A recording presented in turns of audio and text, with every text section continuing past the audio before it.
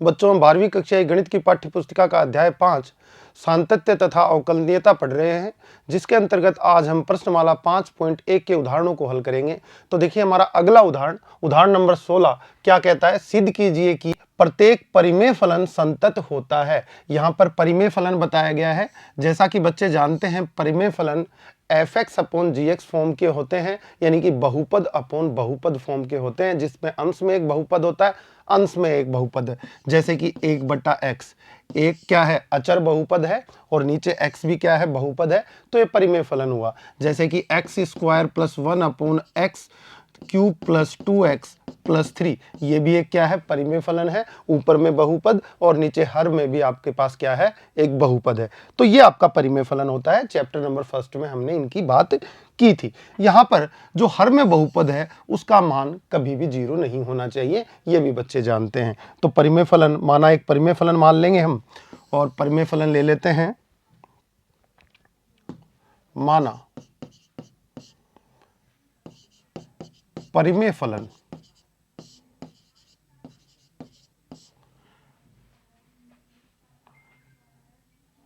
fx equal to px यानी एक बहुपद अपॉन qx है, जहां qx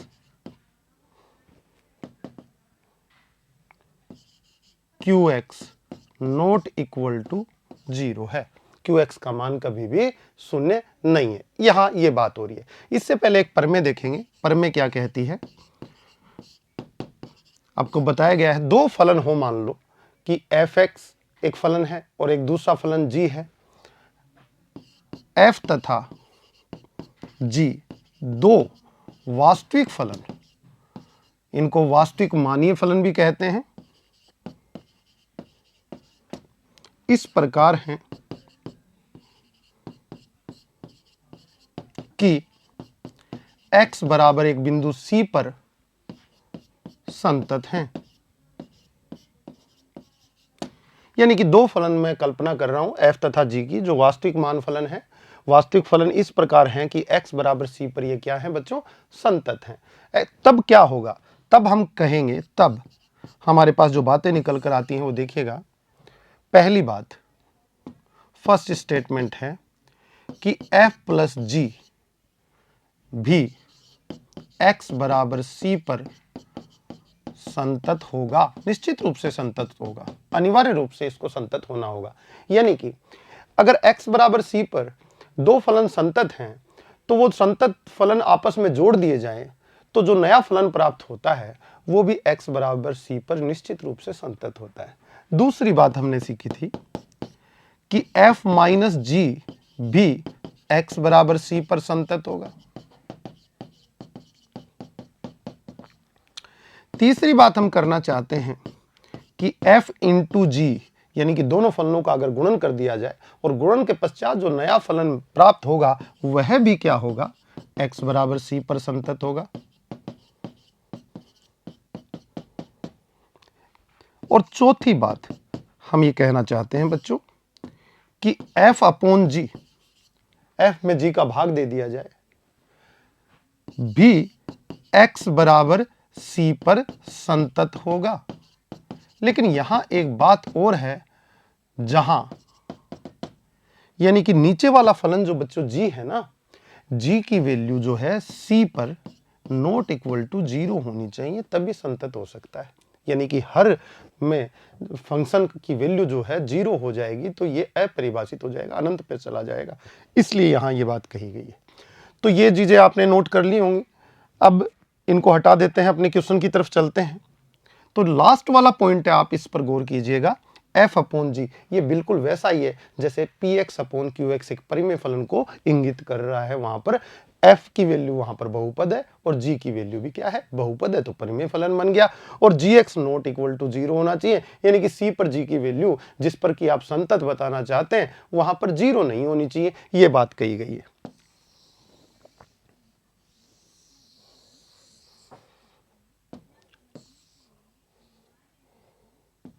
तो आप कहेंगे, देखिए px एक बहुपद है, क्योंकि परिमेय फलन है तो बहुपद अपॉन बहुपद क्या बनता है, परिमेय फलन। px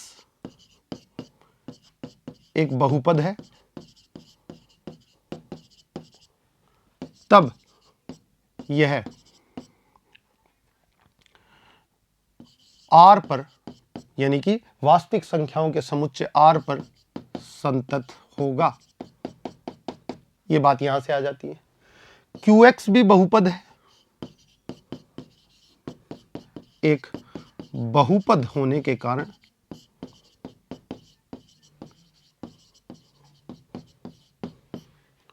R पर संतत होगा।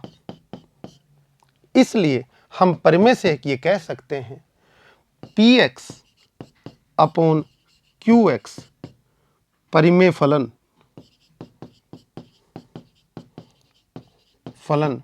भी R पर संतत होगा जहां QX नॉट इक्वल टू 0 होना चाहिए, यानी कि R की उन वैल्यूज पर संतत हो जाएगा जहां QX नॉट इक्वल टू 0 हो जाए। तो इस तरह बच्चों ने देखा कि आपका जो परिमेय फलन है, इस प्रकार आपने उस परिमेय से क्या कर दिया, संतत सिद्ध कर दिया। तो इस तरह से बच्चे इस क्वेश्चन को कर सकते हैं। अगला क्वेश्चन देखिएगा, उदाहरण नंबर 17, साइन फलन के सातत्य पर विचार कीजिए। चलिए साइन फंक्शन लेते हैं। माना एक फलन है fx जिसका नाम है sin x। sin x का प्रांत क्या होता है बच्चे जानते हैं, प्रथम चैप्टर से पढ़ के आए हैं, 11th क्लास में भी आपने खूब पढ़ा है इसे। R टू R में डिफाइन होता है। तो R तो क्या हो गया, प्रांत हो गया, और ये R क्या हो गया आपका, सह प्रांत हो गया। और परिसर की बात करूं तो क्या होता है, -1 से 1 तक sin x का परिसर होता है। ग्राफ की बात कर लें तो ग्राफ देखने से भी देखिए, आप देखेंगे ग्राफ जानते हैं आप, यहां से इस तरह से चलता है फलन और इस तरफ भी यूं ही जाता है। ये आपका 0, ये आपका पाई, ये आपका यहाँ पर π/2 एंड यहाँ पर 3π/2, ये यहाँ पर 2π। जहां भी हो आप देख पा रहे होंगे x एक्सिस पे और y एक्सिस पे इस तरह का बिहेवियर रहता है। मैक्सिमम वैल्यू 1 आती है, मिनिमम वैल्यू -1 आती है। आप देख रहे हैं कि बिना मार्कर उठाए आप इसके ग्राफ को खींच सकते हैं, कहीं भी ब्रेक नहीं हो रहा है ग्राफ। इसका मतलब क्या हुआ, फलन सर्वत्र संतत है। सर्वत्र संतत मतलब R में संतत, क्योंकि हम क्या पढ़ रहे हैं, वास्तविक मान फलन। इनका प्रांत क्या होता है, R होता है, वास्तविक संख्या होती है। तो सर्वत्र का मतलब होता है कि R में संतत है। प्रत्येक फलन का R में संतत होना आवश्यक नहीं है। कोई फलन अपने प्रांत में संतत होगा तो उसे संतत बोल देंगे हम, परंतु यह फलन सर्वत्र संतत का मतलब है कि ये पूरे R में संतत है, और पूरे R में संतत है, वास्तविक संख्याओं के लिए संतत है, और इसका प्रांत भी क्या है, वास्तविक संख्याएं R है। तो हम कहेंगे ये अपने प्रांत में भी संतत, इस तरह से कह सकते हैं, या सर्वत्र संतत कह सकते हैं। और ये एक संतत फलन है, आपको दिखाई दे रहा होगा। अपने को प्रूव करना है कि ये संतत फलन है, तो हम एक बिंदु C बिलोंग्स टू R ले लेंगे, C पे LHL निकाल लेंगे, RHL निकाल लेंगे, और फलन का मान C पर देख लेंगे। अगर ये तीनों चीजें बराबर हो जाती हैं तो हम कह देंगे ना कि फलन C पर संतत है। और C क्या मानकर चलेंगे हम, एक वास्तविक संख्या R मानकर चलेंगे। तो प्रत्येक वास्तविक संख्या पे संतत सिद्ध हो जाएगा, मतलब अपने प्रांत में संतत हो जाएगा। और क्या हो जाएगा, सिद्ध हो जाएगा कि दिया गया फलन क्या है, संतत है। कैसे करेंगे देखिएगा,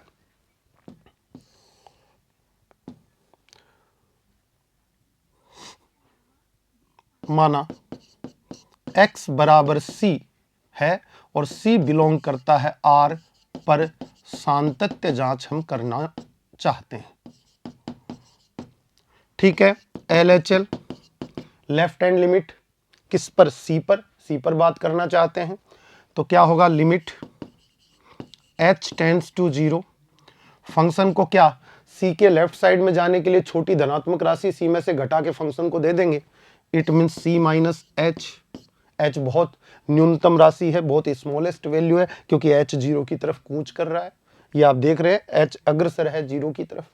तो इससे पता चलता है कि h बहुत छोटी पॉजिटिव वैल्यू है आपकी। इक्वल टू क्या कर देंगे हम, लिमिट आपका h टेंड्स टू 0। अच्छा, fx की वैल्यू आप देख पा रहे हैं कितनी है, sin x। यहां पर x की जगह क्या दे दिया, c माइनस h। तो आगे sin के x की जगह क्या लग जाएगा, c माइनस h लग जाएगा।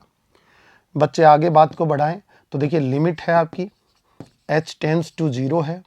आप c minus h, a minus b, sine of a minus b के आधार पे इसको ओपन कर सकते हैं। क्या होता है, sine a cos b minus cos A, sine B, formula apply कर देंगे तो हो जाएगा साइन सी कॉस एच, फिर minus cos C sine H. इस तरह से लिमिट एडिशन पे, मल्टीप्लिकेशन पे, सब्सट्रैक्शन पे डिस्ट्रीब्यूट हो जाती है, बच्चे जानते हैं। तो लिमिट हर जगह चली जाएगी तो h टेंस टू 0 हो जाएगा। h 0 होगा तो cos h की वैल्यू कितनी हो जाएगी 1, यानी कि साइन c रहेगा। लिमिट अप्लाई कर दे रहा हूं, ये cos h कितना हो जाएगा इंटू 1 हो जाएगा, और यहां पर cos c रहेगा। साइन h 0 होने के कारण माइनस cos c, और साइन h की वैल्यू 0 इंटू क्या हो जाएगा 0, इट मीन्स क्या आएगा आपका साइन c। तो आपकी LHL कितनी आई बच्चों की, साइन c आई।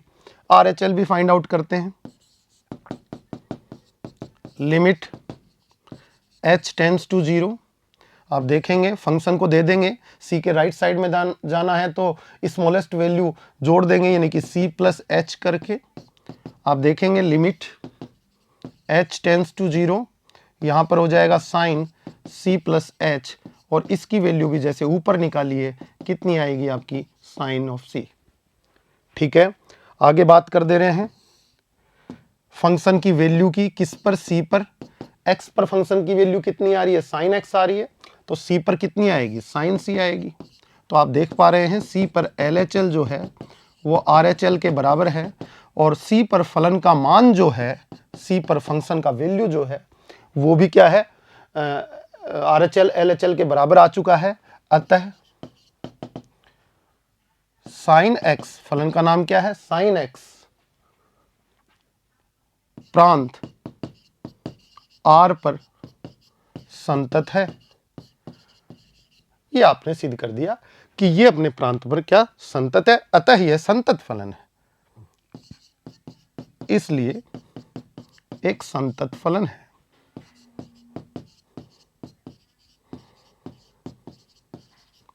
इस तरह से बच्चे इस क्वेश्चन को कर सकते हैं। बच्चों आगे देखिएगा, सिद्ध कीजिए कि f(x = tan x) एक संतत फलन है। देखिए, कोई फलन अपने प्रांत में संतत हो जाए तो बच्चे उसे संतत कह देंगे, लेकिन मैं tan x के ग्राफ की बात करूं बच्चों, तो याद कीजिए tan x का ग्राफ किस तरह से होता था। आपका tan x का ग्राफ यूं जाके यूं, प्रथम चैप्टर आप ओपन करेंगे, पढ़ेंगे, उसके वीडियोस देखेंगे तो आपको ये सारी चीजें वहां पर मिलेंगी। tan x का ग्राफ ये होता है 0, यहां पर आपका -π/2, और ये वैल्यू जो होती है ये आपकी π/2, फिर यहां पर पाई पर फंक्शन फिर यहां से इसी तरह उठता है और यूं ऊपर चला जाता है, ये 3π/2, और ये इसी तरह इधर भी ऐसे ही जाता है। बच्चों इस तरह से tan x का ग्राफ होता है। कहां ब्रेक हो रहा है, ये देखिए π/2 पे ब्रेक हो रहा है। π/2 पे ऊपर तो लेफ्ट हैंड लिमिट तो चली गई अनंत पे, और π/2 पे tan x की राइट हैंड लिमिट चली गई -∞ पे। यहां पर देखेंगे 3π/2 पे लेफ्ट हैंड लिमिट कहां चली गई आपकी, अनंत पे, पॉजिटिव इन्फिनिटी की तरफ चलेगी। तो जब भी कोई लिमिट अनंत पे चली जाती है तो फलन को वहां टूटना होता है, मतलब उसकी संततता भंग हो जाती है। बच्चे जान ले, तो π/2 पे संतत नहीं है, आगे 3π/2 पे संतत नहीं है, तो कहां असांतत्य के बिंदु पूछ लिए जाए, आपसे पूछा जाए कि tan x के असांतत्य के बिंदु बताइए, के बिंदु, तो आप बहुत सारे बिंदु बता देंगे, अनंत बिंदु होते हैं। कौन कौन से, देखिए आपका π/2, इधर -π/2, तो +-π/2, और फिर आपका +-3π/2 एंड प्लस आपका 5π/2। ये जो बिंदु है ना बच्चों, ये अनंत टाइम, ये क्या है, असांतत्य के बिंदु हैं। अगर मैं इनको एक समुच्चय में व्यवस्थित कर दूं तो ये जो समुच्चय बोला जाएगा ना, ये बोला जाएगा, देखिए किस तरह से इसको डिफाइन करते हैं, इस समुच्चय को लिखते हैं। इस समुच्चय को लिखने का तरीका ये हुआ कि आप कह रहे हैं इन सब को कि 2n+1 इंटू π/2, जहां n बिलोंग्स टू z, ये वैल्यूज ऐसी आई। देखिए n = 0 रखिए, n = 0 रखोगे तो क्या बनेगा π/2, n बिलोंग्स टू z है तो z मतलब पूर्णांक, आप n की वैल्यू कोई भी पूर्णांक रखेंगे ये सारी वैल्यूज आपको मिलती चली जाएंगी, प्रत्येक बिंदु मिल जाएगा। x = 1 रखेंगे 3π/2, n = आपका 4 रखेंगे, कितना मिलेगा आपको, 4 दूनी 8 और 1 9, 9π/2, 3 रखेंगे तो 3 दूनी 6 और 1 7, 7 पाई बाई 2। तो ये सारे आपको बिंदु मिलते जाएंगे। 3 रखेंगे, 2 रखेंगे तो 2 दूनी 4 और 1 5 पाई बाई 2। और नेगेटिव वैल्यूज रखने से आपको नेगेटिव ये पॉइंट्स मिलते चले जाएंगे। आप इसमें -1 रखेंगे तो -1 रखेंगे तो ये -2 बन जाएगा। -2 + 1 माइनस पाई बाई 2, ये माइनस पाई बाई 2 आपका आ गया। -2 रखेंगे -3 पाई बाई 2 आ जाएगा। -3 रखेंगे -5 पाई बाई 2 आ जाएगा। तो ये सारे पॉइंट्स ये अपने अंदर समाहित कर चुका है। इस समुच्चय को, इस अनंत एलिमेंट्स को ये रिप्रेजेंट कर रहा है। ये असांतत्य के बिंदु हैं। असांतत्य के बिंदु क्यों हैं? इसलिए हैं कि tan x जो है इक्वल टू हम क्या लिखते हैं, sin x upon cos x रखते हैं। और cos x जहां जहां 0 होगा फलन अपरिभाषित हो जाएगा। जहां जहां cos x 0 होगा, और cos 0 होता कहां है? cos 0 देखिए कहां होता है, ये 0 डिग्री, फिर ये आपका पाई बाई 2 और ये आपका पाई, इस तरह से चले और 3 पाई बाई 2। यानी कि y एक्सिस पे ये जो पॉइंट है यहां पर cos क्या होता है, 0 होता है।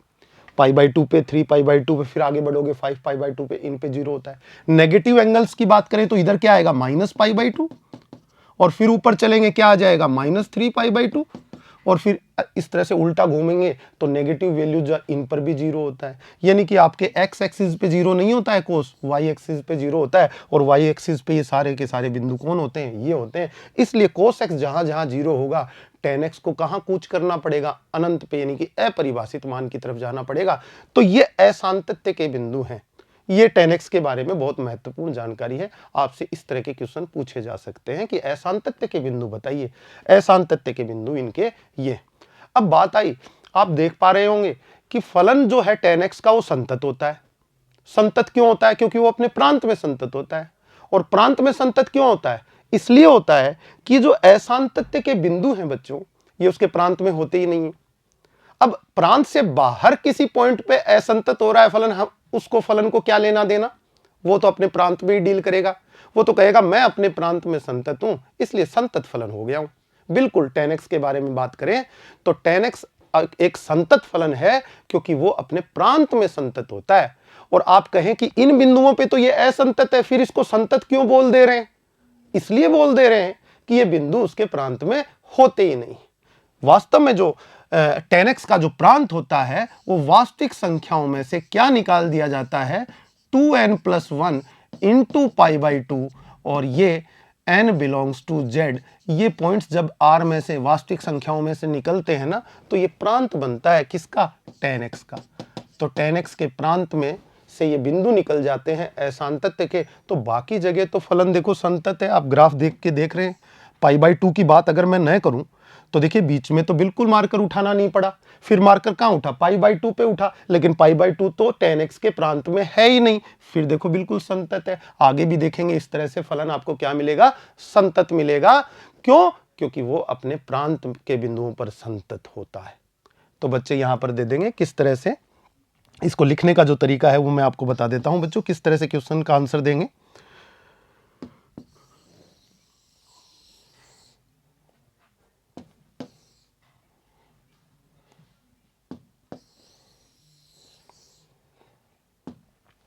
माना f(x) equal to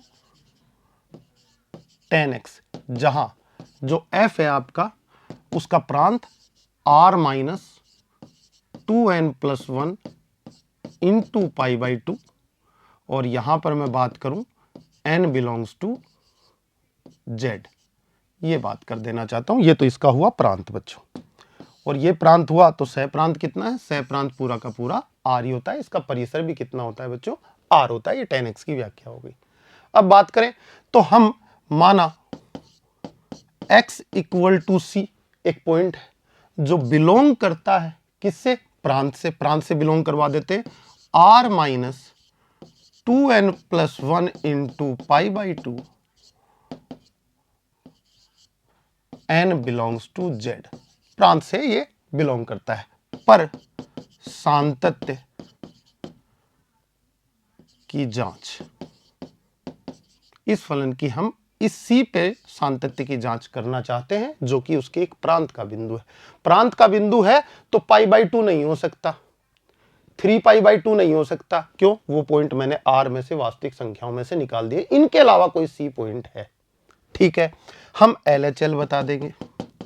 LHL equal to देखने लिमिट h टेंस टू 0 और s टेंस टू 0 लेके फंक्शन को क्या दे देंगे, फंक्शन को c पर बात कर रहे हैं तो c माइनस h दे देंगे।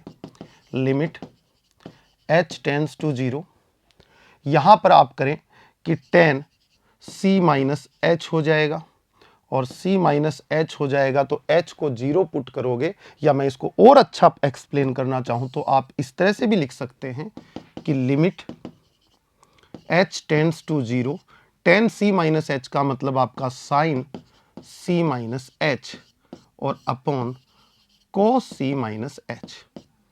ठीक है बच्चों, अब आप कहेंगे कि मैं लिमिट पुट करने वाला हूं, तो लिमिट पुट करेंगे तो h क्या हो जाएगा 0, तो ये क्या बन जाएगा sine c upon cos c। तो sine c upon cos c बनेगा, अपॉन cos c बनेगा तो ये tan c हो जाएगा।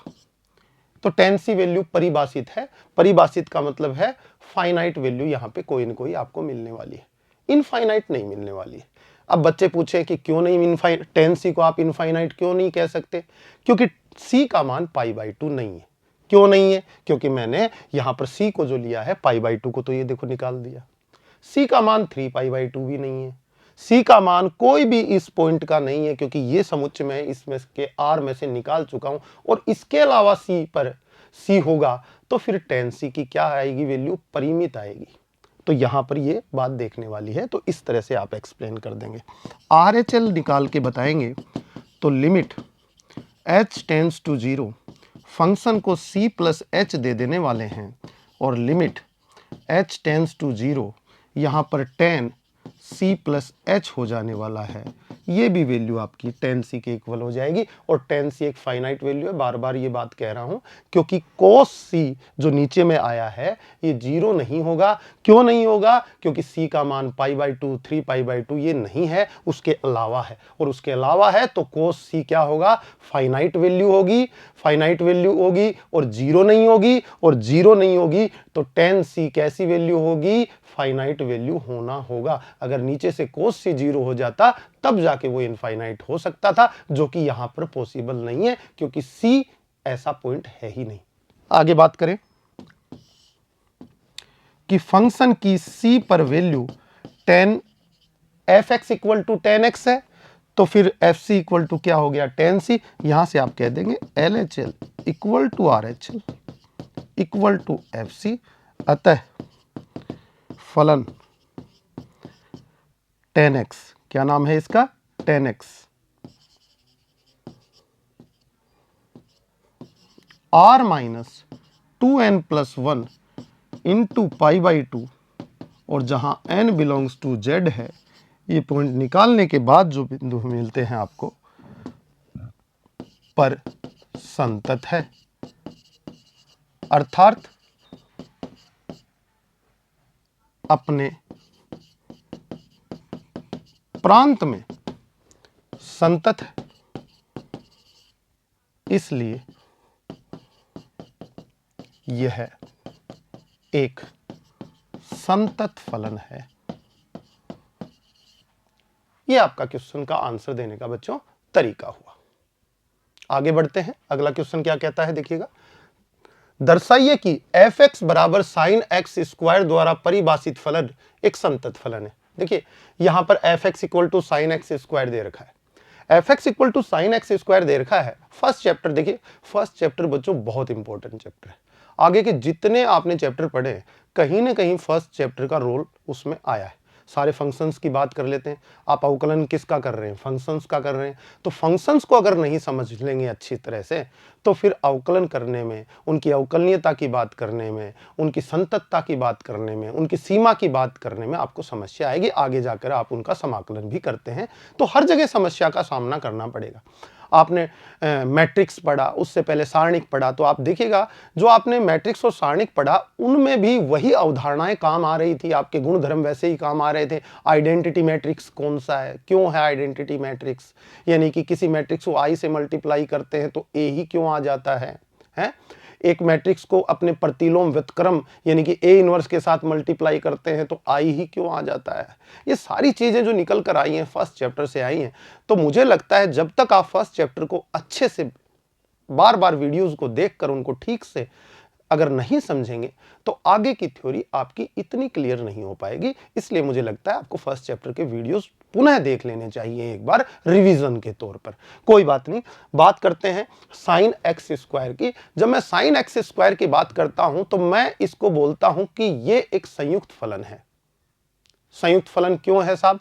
इसलिए है, माना देखिए मैं दिखाता हूं आपको, माना आपका एफ एक्स की जो वैल्यू है मैं एक्स स्क्वायर ले लूं और मैं आपका जी एक्स का वैल्यू साइन एक्स ले लूं। दो फलनों की कल्पना करता हूं, एक तो f x equal to x square और g x equal to sine x. देखिए जब भी कोई फलन लिखते हैं तो उसके प्रांत के बारे में और परिसर के बारे में और सह प्रांत के बारे में जानकारी तो होनी ही चाहिए। ये जो है इसका प्रांत r है। किसी भी r के लिए, किसी भी वास्तविक संख्या के लिए एफ एक्स परिभाषित है। देखिए कोई भी वास्तविक संख्या x के जगह रखिए, आपको कुछ न कुछ मान मिलेगा। मान भी कैसा मिलेगा? धनात्मक, जीरो और धनात्मक।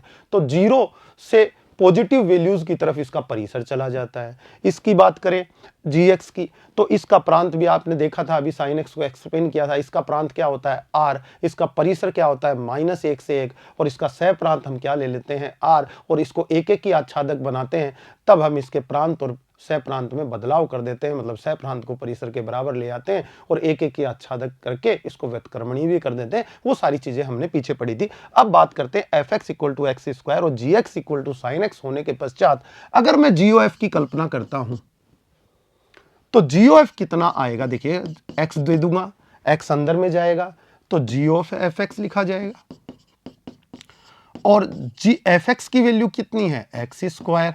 एक्स स्क्वायर को अब डील कौन करने वाला है? जी का कार्य करने का तरीका क्या है, बिहेवियर क्या है? इसको एक्स देते हो, उसके साइन लगा देता है, साइन एक्स बना देता है। इसको एक्स स्क्वायर दिया जी को, तो ये तो वही काम करेगा जो कि वो करता आ रहा है। मतलब जो भी उसको दोगे, अगर 2 देते तो साइन 2 बना देता, 3 देते π/2 देते तो साइन π/2 बना देता, √2 देते तो साइन √2 बना देता। यहां पर आपने एक्स स्क्वायर जी को दे दिया तो क्या बना देगा? साइन एक्स स्क्वायर बना देगा, ये बना देगा। तो देखिए बच्चों, आपने देखा जीओएफ यानी दो फलनों एफ तथा जी का संयुग्मन जब आपने किया तो संयुक्त फलन के रूप में आपको साइन एक्स स्क्वायर मिला। तो यहां एक थ्योरम की बात कर लेते हैं जो आपने पढ़ी है परमे। परमे क्या कहती है? एफ तथा जी दो वास्तविक फलन हैं। ये आपने मान लिया, माना कि f तथा g दो क्या है? वास्तविक फलन है। ठीक है, आगे क्या कहती है परमे? देखिएगा, ध्यान से समझिएगा इसको। तथा GOF जो है, इनका संयुक्त फलन जो है x बराबर c पर परिभाषित है।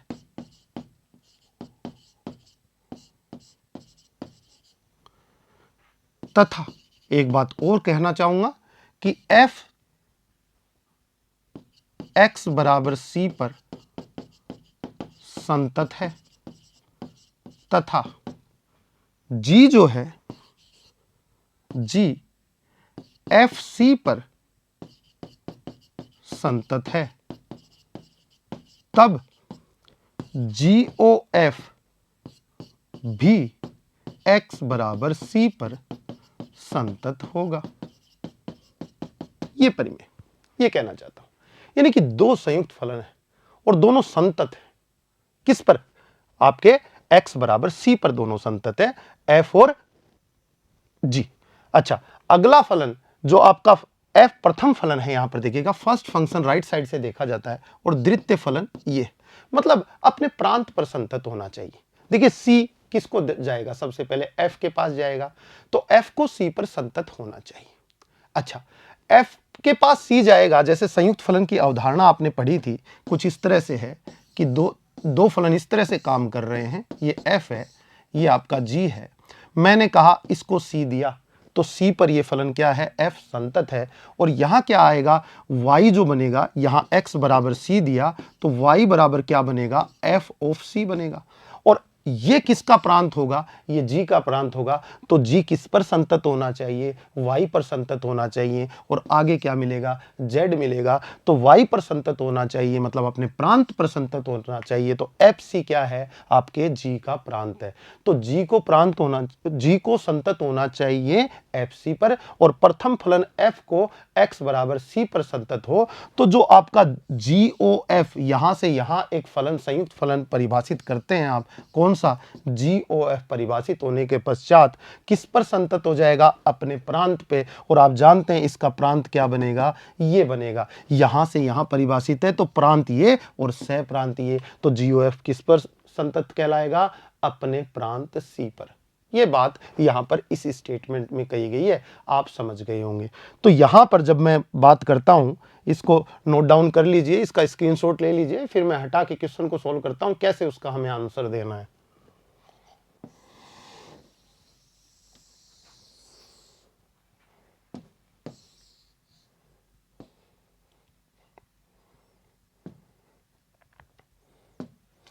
एक तो बच्चों ये कि आप LHL और RHL निकाल कर भी आप इसको बता सकते हैं कि ये संतत हो जाएगा।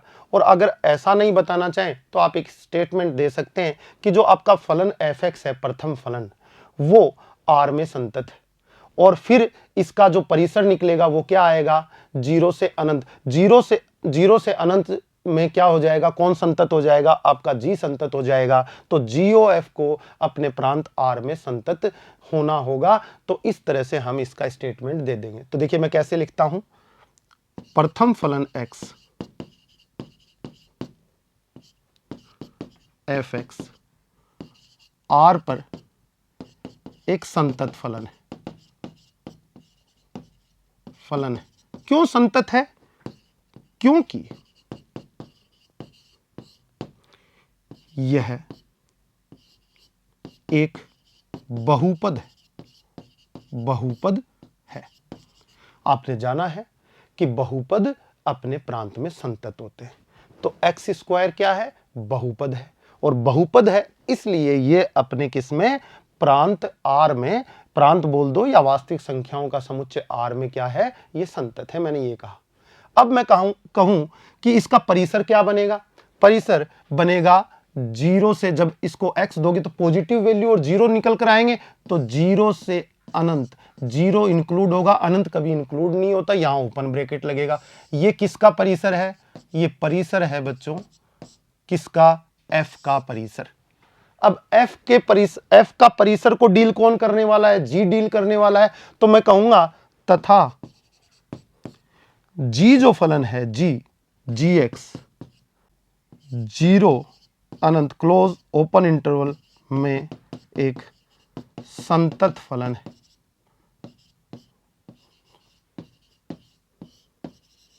मैं यहां पर बात करूं कि g संतत क्यों है, आपने पहले ही सिद्ध कर दिया था एक क्वेश्चन में, sin x क्या होता है, संतत फलन। आपने ग्राफ देखा है, बिना टूटे लगातार चलता है। तो मैं ये तो आपने तो सिद्ध किया था इसको पूरे R में संतत है, लेकिन हमें तो कितनी सी दूरी में संतत चाहिए, क्यों, परिसर में। किसके परिसर में, f के परिसर में संतत चाहिए। तो ये तो 0 से अनंत तक जब R में संतत है तो उसके उपसमुच्चय में तो संतत होना ही चाहिए। तो 0 से अनंत वाले आपके अंतराल में ये क्या है, में एक संतत फलन है। तो इस थ्योरी से हम कहेंगे इज इंप्लाइज दैट, ये बात इंप्लाइज करती है कि आपका GOF प्रांत R में संतत फलन होगा। एक तो इस तरह से आप स्टेटमेंट दे सकते हैं कि R में संतत होगा, मतलब अपने प्रांत में संतत हो गया, तो सर्वत्र संतत हो गया।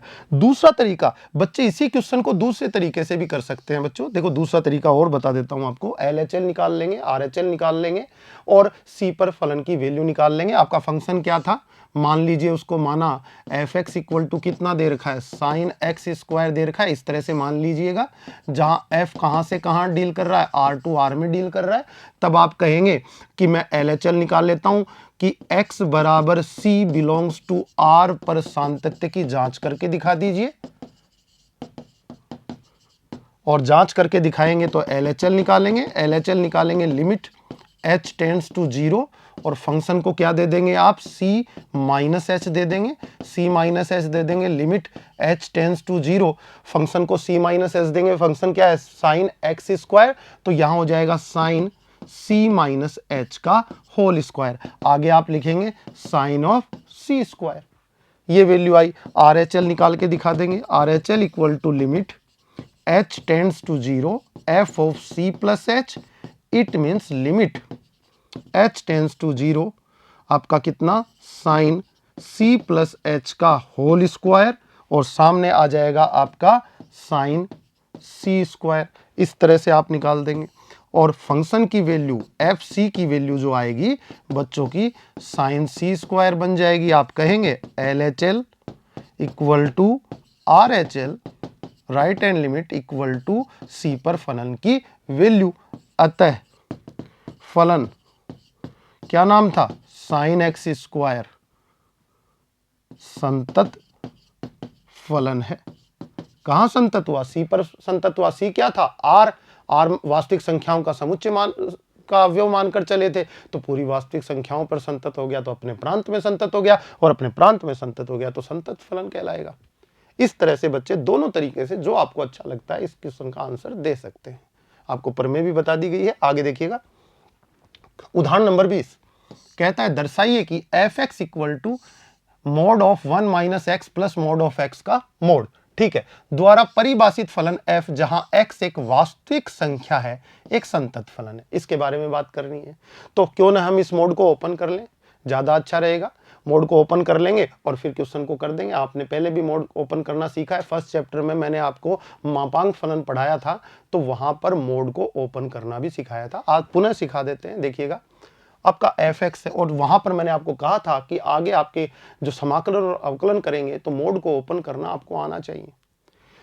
ध्यान से दोबारा देखेंगे कैसे मोड को ओपन किया जाता है। एफ एक्स इक्वल टू, देखिए मैं जानता हूं कि मोड एक्स की जो वैल्यू है एक तो एक्स होती है, एक माइनस एक्स होती है, बच्चे भी जानते हैं। और ये कहेंगे कि ये कब होता है,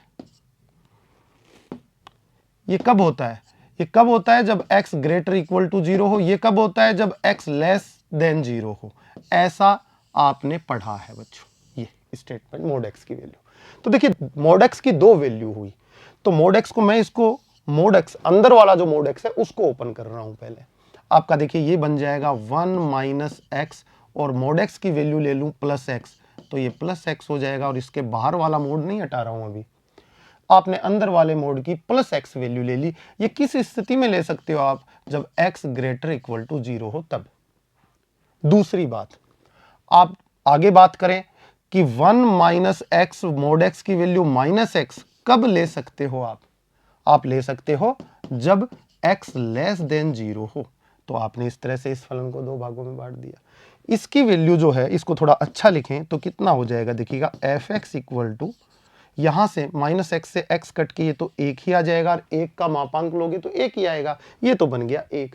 कब बना, जब x ग्रेटर इक्वल टू 0, और ये बन गया 1 माइनस एक्स स्क्वायर का मापांक। कब बना, जब x लेस देन 0।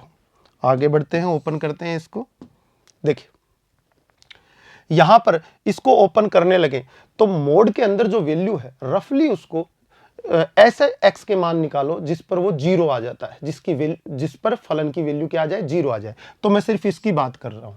कब आ सकता है, x इक्वल टू 1 रखोगे तो अंदर 0 बन जाएगा, फलन का मान 0 हो जाएगा, और x इक्वल टू माइनस 1 रखोगे तो भी 0 हो जाएगा। और ये वैल्यू कैसे पता लगती है, ऐसे पता लगती है कि मोड के अंदर जो भी वैल्यू है उसको 0 के इक्वल रख दो तो x की वैल्यूज पता चल जाएंगी जहां ये 0 होना चाहता है। यानी कि 1 माइनस एक्स स्क्वायर को मैं 0 बोलूं तो x equal to x square equal to 1 और x equal to plus minus 1 आ गया कि नहीं। ये आपका रफ कार्य है। आप देख सकते हैं कि x के दो वैल्यूज प्लस 1 और माइनस 1 ऐसी उपलब्ध हो गई जहां पर इस फलन की वैल्यू क्या हो जाती है, 0। तो देखिए मैं यहां पर मोड ओपन करूंगा इसका, तो किस तरह से करूंगा कि प्लस यहां पर मैं एक संख्या रेखा लूंगा।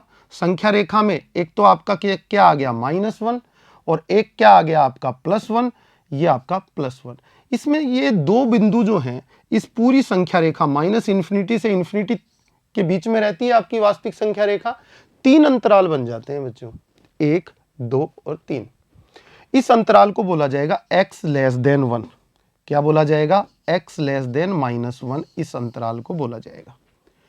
इसको बोला जाएगा x लेस देन 1 और ग्रेटर देन -1, इसको ये केस पढ़ा जाएगा, क्योंकि यहां पर -1 से 1 के बीच की जो x होंगे वो -1 और 1 के बीच में दर्शाए जाएंगे। यहां पर 1 से आगे अनंत तक के जो वैल्यूज हैं वहां पर जो x आएंगे वो 1 से बड़े होंगे, इसलिए हम यहां पर कहेंगे x इज ग्रेटर देन 1। आपको 3 केस मिल गए। अब तीनों केसों में इसकी वैल्यू 1 - x स्क्वायर की ज्ञात करनी पड़ेगी। देखिए, 0 से यहां पर बीच में 0 भी है, यहां पर बीच में 0 भी है। अब यहां पर एक जो फलन का मान आ रहा है वो 0 से बड़ा है x और बराबर है x तब आ रहा है। तो 0 से बड़े के लिए तो फलन का मान 1 निश्चित हो चुका है, तो मैं 0 से आगे की बात तो नहीं करूंगा, तो मुझे ये वाला केस लेने की जरूरत नहीं है, क्योंकि ये तो 0 से आगे बढ़ गया। अब मैं सिर्फ 2 अंतरालों में बात करूंगा, किसमें? यहां -∞ से -1 के बीच में फलन रहे तब क्या मान होना चाहिए उसका, और -1 से 0 के बीच में उसका मान क्या होना चाहिए। तो मैं 2 केसेस में बात कर लेता हूं। यहां पर देखिएगा, तो बच्चे कहेंगे कि जब x लेस देन -1 हो, अब x लेस देन -1 हो तो मोड ऑफ 1 - x स्क्वायर का जो वैल्यू है वो कितना आएगा? देखिएगा इस केस में, देखिए अंदर रख के देखिए, x लेस देन -1, -1 से छोटा है x, तो कोई संख्या ऐसी चूज कर लीजिए जो -1 से छोटी है। -1 से छोटी क्या है? -2 है, -3 है, -4 है, कोई भी ऐसी वैल्यू चूज कर लीजिए जो -1 से छोटी है। मैं -2 ले लेता हूं उदाहरण के लिए। x की जगह जब मैंने -2 रखा तो ये बन गया -2 का होल स्क्वायर। -2 का होल स्क्वायर बना 4, और 1 - 4 बराबर कितना हो गया? आपका -3, और -3 अंदर वैल्यू आई तो ये मोड लगा हुआ है, इसलिए -3 क्या आनी चाहिए? +3 हो जानी चाहिए। तो अंदर की वैल्यू को माइनस से गुणा करके प्लस बनाना पड़ेगा। देखिए, कोई भी वैल्यू जो है अपने आप पॉजिटिव नहीं बनती है। मोड का काम है कि पॉजिटिव वैल्यू बाहर निकाल दे, लेकिन बनाने के लिए वो क्या करता है? जब भी उसको नेगेटिव वैल्यू मिलती है मोड को, वो क्या करता है? उसको माइनस से गुणा करके पॉजिटिव बना देता है। ये उसका वर्क होता है। और पॉजिटिव वैल्यू अगर मोड के अंदर उपलब्ध होती है तो उसको माइनस से गुणा करने की जरूरत नहीं होती, क्योंकि वो ऑलरेडी पॉजिटिव है। तो यहां पर आपने देखा कि आपको कैसी वैल्यू मिली इस केस में? आपने -2 लिया था, नेगेटिव मिली। नेगेटिव मोड के अंदर की वैल्यू है, मोड हटेगा तो बाहर माइनस से गुणा करना पड़ेगा, यानी कि -1 - x स्क्वायर पर ये सब मानों के लिए पॉजिटिव वैल्यू दे देगा। अब रख लीजिए -2 अंदर से मिलेगा -3, लेकिन माइनस से गुणा होके 3 आ जाएगा, पॉजिटिव वैल्यू आ गई। x बराबर -3 रख के देखिए, यहां पर -3 का स्क्वायर क्या बनेगा? 9, 1 - 9 करेंगे तो क्या बनेगा? -8। अब -8 को बाहर माइनस से गुणा करोगे तो +8 हो जाएगा। तो बताओ, इन सारी वैल्यूज पर ये जो मान निकलेगा वो सारा का सारा मोड धनात्मक दे देगा कि नहीं दे देगा? दे देगा। इसलिए ये मोड ओपन होने में इस केस में ये वैल्यू आएगी। दूसरा केस लेता हूं, दूसरा केस लूं यहां पर कि x equal to, second case देखिएगा, x जो है छोटा है 0 से और ग्रेटर है -1 से। इस दौरान फलन का बिहेवियर कैसा होगा? इस दौरान फलन का बिहेवियर कैसा होगा देख लेते हैं। 1 - x स्क्वायर के मोड को ओपन करें तो 1 - x स्क्वायर ही आ जाएगा। क्यों आ जाएगा? खुद ही सोच लीजिए। -1 और 0 के बीच की कोई वैल्यू -1/2 ले ली, सोचिए मैंने। जब मैं -1/2 x की जगह रखूंगा तो -1/2 का वर्ग 1/4 बनेगा, और 1/4 जब 1 में से घटेगा तो अंदर तो पॉजिटिव वैल्यू रहेगी। मतलब इन मानों के लिए 1 - x स्क्वायर का मान ऑलरेडी धनात्मक आ जाता है, इसलिए बाहर माइनस से गुणा करने की आवश्यकता नहीं होती है बच्चों। तो देखिए, इन तरीकों से आप रफली ये काम करके इस मोड को ओपन कर सकते हैं। और फंक्शन को क्या लिख सकते हैं देखिएगा, मैं बता देता हूं आपको। आप fx को लिख देंगे क्या? एक तो आपने मान निकाल लिया जब क्या हो, x जो हो ग्रेटर इक्वल टू 0, 0 से बड़े के लिए तो बात कर ली। फिर आप -1 से 0 के मध्य बात कर लीजिए कि जब आपका जो x है वो -1 से बड़ा हो, -1 से बड़ा हो और 0 से छोटा हो इस दौरान, तो x जो है -1 और 0 के बीच में रहेगा तो वैल्यू देगा -x²। और आपका यहाँ पर माइनस बाहर लगने से ये वैल्यू बन जाएगी x² -1। x² -1 किस केस में देगा? जब x -1 से छोटा हो। तो यहाँ पर हम कहेंगे यदि x जो है -1 से छोटा होगा तो वैल्यू जो ओपन करने के बाद मोड की आएगी x² -1 की आएगी। देखा बच्चों, आपने मापांक फलन को किस तरह से ओपन किया। आप इस तरह से ओपन कर सकते हैं। पीछे के फर्स्ट चैप्टर के वीडियोस देखेंगे तो आपको और अच्छे से समझ में आएगा कि मापांक फलन को ओपन कैसे किया जाता है। अब मैं इसे हटा देता हूं, अपने क्वेश्चन पर चलते हैं।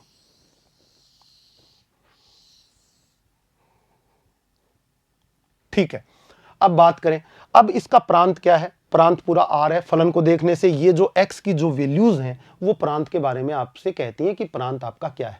देखिए, अब बराबर के चिन्ह की बात आई। अगर x बराबर -1 वैल्यू लेते हो तो ये मान कितना हो जाएगा? -1 लोगे तो ये 0 और ये भी -1 से 0। तो बराबर का चिन्ह चाहे यहां लगा दो चाहे यहां लगा दो, x बराबर -1 पर दोनों ही फलन समान वैल्यू देते हैं। हम यहां लगा देते हैं। ठीक है, अब अपन क्वेश्चन करते हैं। अपने को एक तो 0 पे जांच कर ली है फलन की, एक किस पर करनी है? -1 पर जांच करनी है फलन की, क्योंकि फलन का बिहेवियर देखो, x -1 से छोटा है तब तक अलग है, और जैसे ही x -1 से बड़ा हुआ बच्चों तो फलन का बिहेवियर जो है आपका 1 - x² आ गया।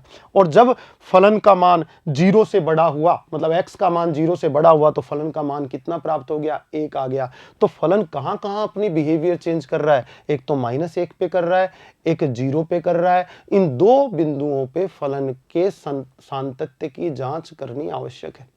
उसके बाद बाकी, जब x 0 से बड़ा हो तो फलन क्या है? एक फलन का मान कितना है? 1, जो कि क्या होता है? अचर फलन क्या होता है? संतत होता है। पीछे से आप सीख कर आए, आप कह देंगे कि इस केस में तो फलन संतत होना ही चाहिए, क्योंकि अचर फलन क्या होता है? अपने प्रांत में संतत होता है। उसके बाद -1 से 0 के मध्य की बात करूं तो -1 से 0 के मध्य की संख्याओं के लिए फलन क्या रहेगा? संतत रहेगा। क्यों रहेगा? 1 - x² है इनके बीच में, और 1 - x² क्या है? बहुपद है, और बहुपद अपने प्रांत में क्या होता है? संतत। ये स्टेटमेंट हम काफी बार दोहरा चुके हैं क्वेश्चंस में।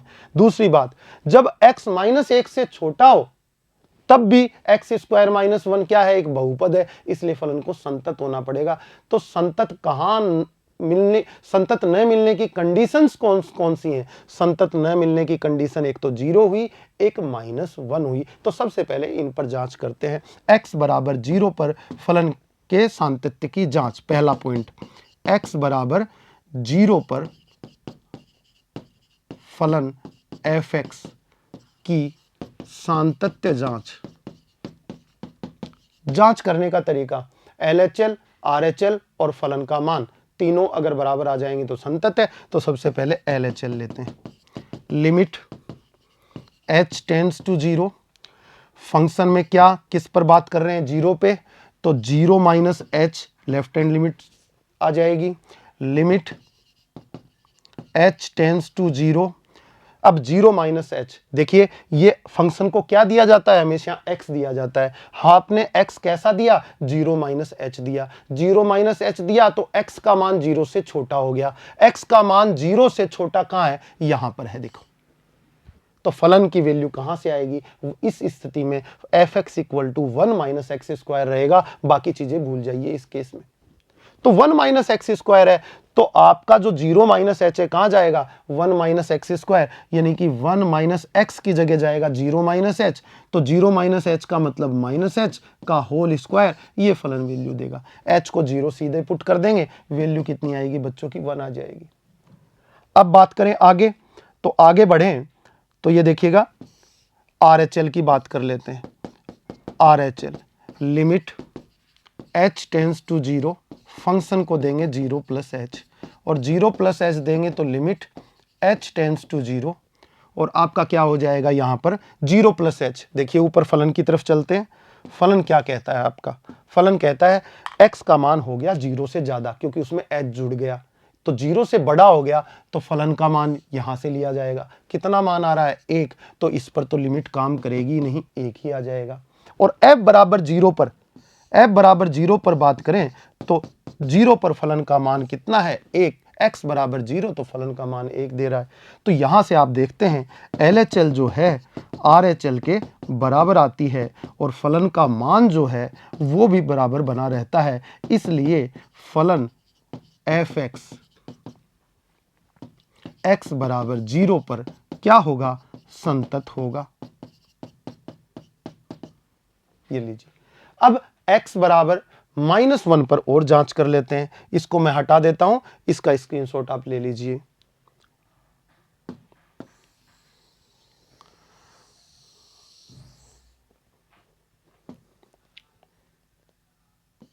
x बराबर -1 पर fx के सातत्य की जांच। देखिए LHL equal to limit h tends to 0, function में -1 पर बात कर रहे हैं तो -1 और -h, -1 में से छोटी धनात्मक राशि h घटा दी।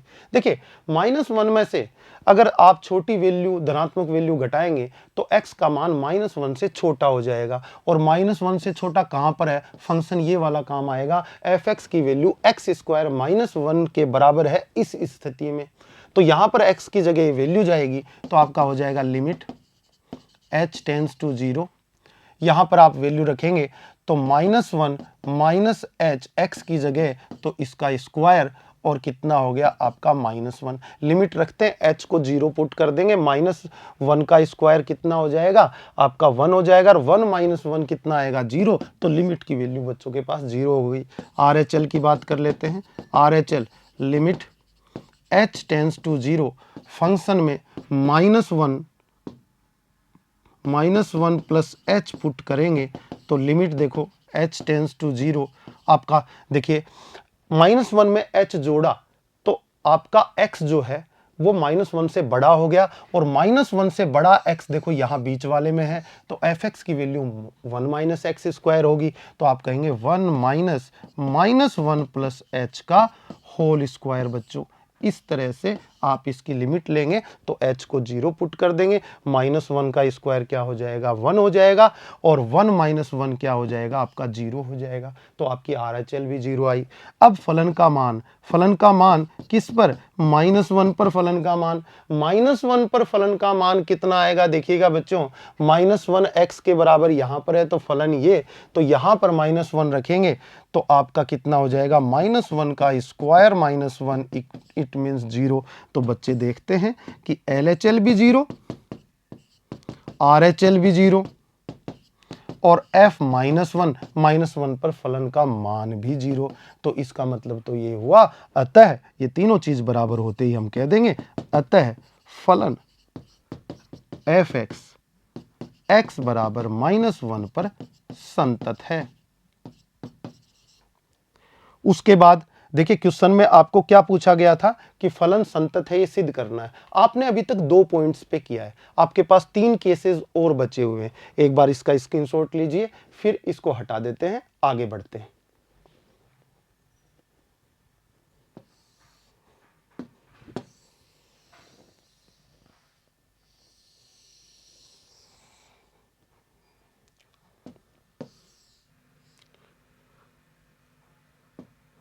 आपके फलन की वैल्यू ये है, देखिए आपने 0 पे बात कर ली, आपने -1 पर बात कर ली। अब मैं मानूंगा x बराबर c, और c को मैं कर दूं लेस देन -1 और c बिलोंग करवा दूं r से। यहां पर मैं बात करना चाहता हूं, ये केस में बात करना चाहता हूं। देखिए जब x -1 से छोटा है उस स्थिति में फलन क्या है, x स्क्वायर -1, जो कि एक बहुपद है।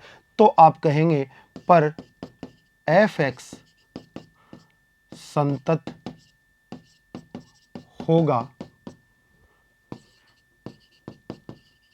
क्योंकि fx का मान कितना रहेगा उस टाइम, x स्क्वायर -1, जो कि बहुपद है, और बहुपद अपने प्रांत में क्या होते हैं, संतत होते हैं। ये स्टेटमेंट आप दे देंगे। इसी तरह देखो आप अगला केस लेंगे सेकंड वाला, तो आप -1 से 0 के बीच में बात कर सकते हैं। तो आप कहेंगे x बराबर c, x बराबर c बिलोंग्स टू r और आपका c जो है -1 से 0 के मध्य की वास्तविक संख्या है, तब f(x) की वैल्यू कितनी रहेगी? 1 - x स्क्वायर, जो कि संतत होगा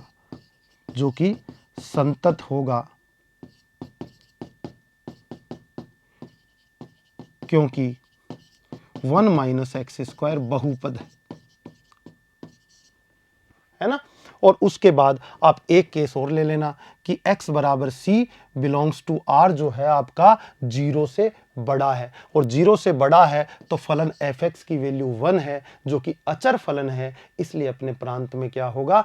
संतत होगा। और लास्ट में आप कह देंगे दिया गया फलन पूरे R में, यानी कि अपने प्रांत R में संतत है, इसलिए ये संतत फलन है। तो इतनी बातें आपको करनी होती हैं जब आप किसी फलन को सिद्ध करना चाहें कि वो संतत है। क्यों करते हैं इतनी बातें? इसलिए करते हैं, किसी फलन को संतत कहने के लिए उसको अपने प्रांत में संतत बताना होगा बच्चों, जैसा कि जानते हैं। अब प्रांत क्या है? फलन का प्रांत ही नहीं पता है तो बताएंगे कहां? प्रांत पूरा R है। देखो x जहां जहां है वो प्रांत है। x -1 से छोटा है तो x -1 से छोटा हो तब संततता की बात करनी होगी। x -1 और 0 के मध्य में भी है, यानी कि -1 से और 0 के मध्य में भी संततता की बात करनी होगी। और x 0 से बड़ा भी है तो उस स्थिति में भी संततता की बात करनी पड़ेगी। और x बराबर 0 भी है और x बराबर -1 भी है, तो इन पॉइंट्स पे भी संततता की बात करनी पड़ेगी। क्यों करनी पड़ेगी? क्योंकि यहाँ फलन अपना बिहेवियर चेंज करता है, तो इन पॉइंट्स पे हो सकता है कभी संतत न मिले, इस कारण ऐसा हम करते हैं। तो बच्चों, आपने देखिए संततता के सभी क्वेश्चन कर लिए हैं, सारे उदाहरण जो आपने हैं वो कर लिए हैं। मुझे लगता है आपके ज्ञान में काफी वृद्धि हुई होगी। आज के लिए इतना ही, धन्यवाद।